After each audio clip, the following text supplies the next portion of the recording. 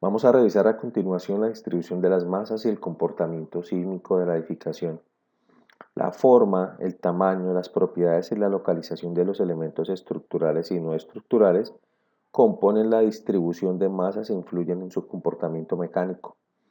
Un edificio constituido por partes irregulares, una distribución irregular de masas, tendrá diferentes resistencias y rigideces en distintos lugares. Esto hace que el comportamiento sea como el de un material heterogéneo. Las fuerzas sísmicas son variables con el tiempo y originan movimientos dinámicos de la estructura. Los desplazamientos también varían con el tiempo y están de acuerdo a la distribución de las rigideces. Todo cálculo dinámico asocia las aceleraciones, masas, fuerzas amortiguadoras y las rigideces de los elementos. De esto pues es importante mencionar que un diseño óptimo pues simplifica mucho el tema de las cargas innecesarias en los elementos estructurales y adicionalmente pues permite distribuirlas adecuadamente. Un concepto importante que vale la pena retomar es recordar cómo es la distribución de las fuerzas a lo largo de la edificación. Entonces entendemos el proceso, es que se cargan en las placas, posteriormente se distribuyen hacia las vigas, de las vigas hacia las columnas y de las columnas pues hacia la cimentación. Sin embargo, en algunas ocasiones se hacen retrocesos y se cambia la verticalidad de las columnas, se trasladan sus ejes y eso hace pues que las fuerzas que quedan sin saber para dónde coger pues rompan el tema en los nudos que son tan importantes de diseñar. La escala. En un edificio de considerable altura, la violación de los principios de distribución y proporción de masas inerciales implica costos altos y a medida que la altura crece, las fuerzas de inercia también crecen. No se puede alterar el tamaño de una estructura en sus componentes y conservar el mismo comportamiento estructural.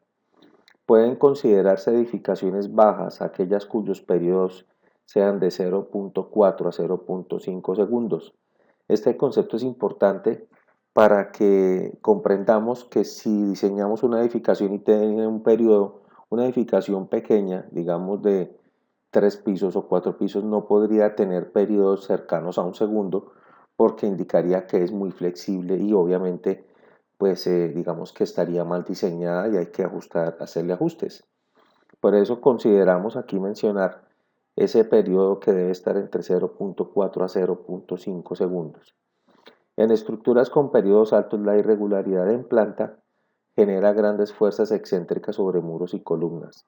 Entonces miremos, en estructuras con periodos altos, la irregularidad en planta, como vamos a revisar más adelante, genera grandes fuerzas excéntricas sobre muros y columnas. La altura. ¿Qué incidencia tiene la altura en los periodos y demás?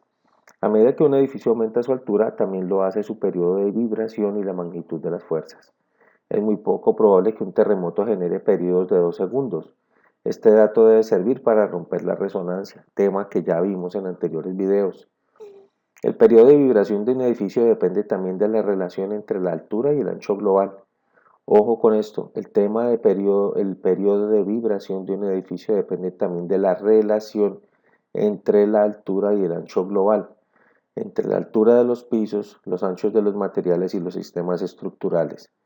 Una edificación con una relación B sobre L bastante grande, pues también ocasiona efectos torsionales y obviamente también va a afectar el periodo de vibración del edificio. Muy raras veces la altura por sí sola constituye una variable que se deba controlar para atenuar el problema sísmico. Obviamente no es solo la altura, sino como vimos la distribución de los elementos estructurales, la elección adecuada del sistema estructural a utilizar y demás.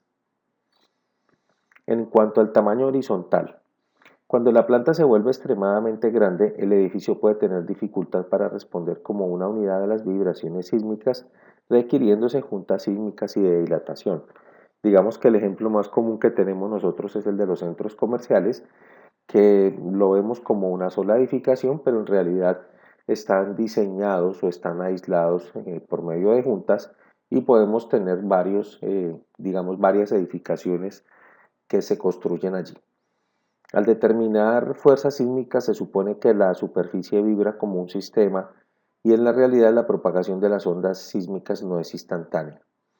Los esfuerzos por temperatura preexistentes y los esfuerzos de asentamiento son mayores en edificios con grandes dimensiones en planta y pueden sumarse los esfuerzos inducidos por las fuerzas laterales que se producen en el caso de los sismos. Entonces vemos la importancia también de una adecuada relación entre el B y la longitud de la edificación. Pero vamos a revisar este tema del piso blando, a qué se le llama piso blando.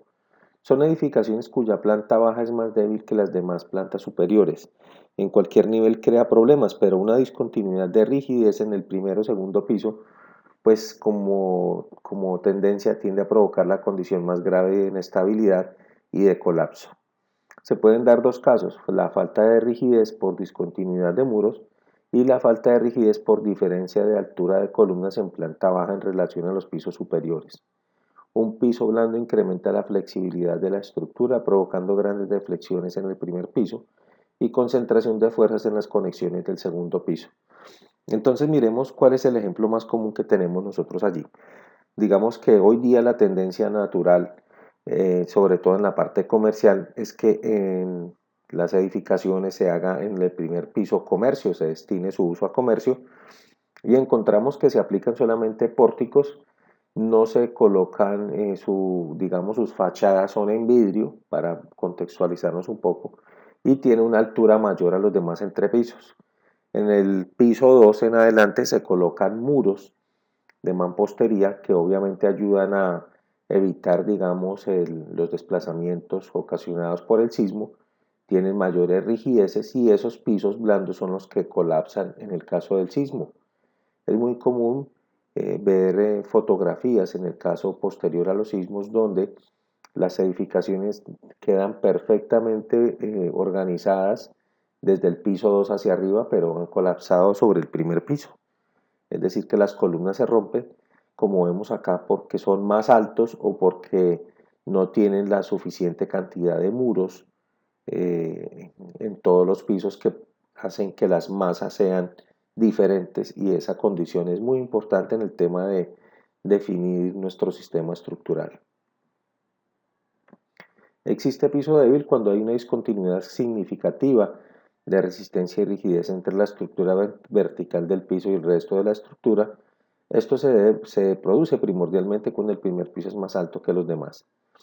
Hay que evitar las deformaciones de columnas largas con un cambio brusco en la rigidez, que se debe incrementar la rigidez de las columnas. Aumentar la rigidez lateral de esta planta mediante la colocación de muros estructurales adicionales y otros conceptos que pues realmente no vamos a considerar más en este momento. Bueno, con esto pues damos una introducción breve, digamos, a la parte de diseño estructural. No es, digamos, como tal una parte normativa, sino unos principios básicos que se deben considerar en el momento de realizar una estructuración y que pues obviamente en nuestro caso los ampliamos en el tema de la especialización virtual